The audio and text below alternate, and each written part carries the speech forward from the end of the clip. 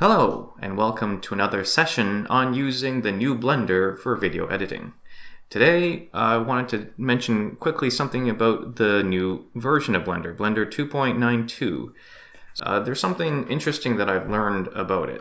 They've changed the way that videos are brought into the video sequence editor. So let me start by bringing something in, and then I can explain.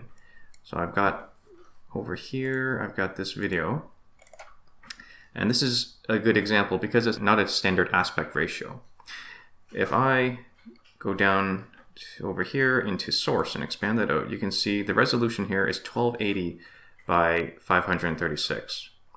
Well, with the old Blender, we used to have something called the image offset, and if you didn't have it enabled, then when you bring your video into Blender, it would be squished to fit the resolution, the X and Y dimensions of the scene. But if you wanted to see it in its original state and the original zoom level, then you would have to enable image offset, and then you could see it how it truly is fitting within the scene as you had defined. Now, there isn't an image offset anymore. Instead, we have this section, this panel called Transform. And within Transform, there's a scale X and a scale Y. It seems to me from a little bit of testing that what Blender will do now is when you bring in a video, it'll set the X and Y scaling to try to fit the video as best as possible into the scene with its currently defined resolution. So it stretched it out. So this video is supposed to be 1280. If I go into my calculator here and I say, let me bring this over here, and I say 1280 times 1.5, I get 1920. So it looks like that's how it's trying to match it up. The problem with that is if after you've brought it in, if you wanted to set the resolution of the scene to match your input, you go to strip, you go to movie strip and set render size. So now over here, you can see that now my resolution is set properly. It matches, it's the 1280 by 536. But if I go back up to Transform, you can see it hasn't touched the scale. It's still 1.5 and 1.5.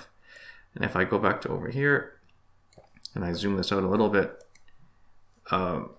maybe it doesn't look quite convincing, but let me change this. I'm going to set both of these to 1 and 1. 1 and 1, and there you can see, right?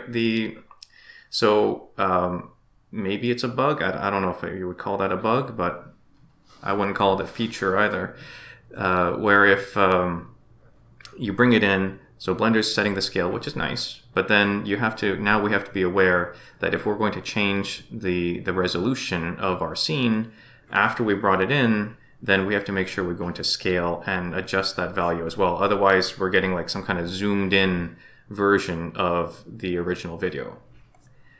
And just to prove it to you that it is doing this, let me start up another scene. And this time I'm going to, actually what I'll do is I'll create a scene using the existing settings. I'll just say copy settings. And by the way, we're going to talk more about scenes in a future video. So I'm not explaining it too much now, but here we go. We've got our resolution 1280 by 536. So that's exactly the resolution of the input video I'm about to add in. So here we go. I'm going to add that same video back in. And now if I go into the transform section, you'll see it's 1 and 1. It did not expand it to 1.5. So there you have it. That appears to be the new behavior now with the new Blender. So just be aware of that. It is a great new addition.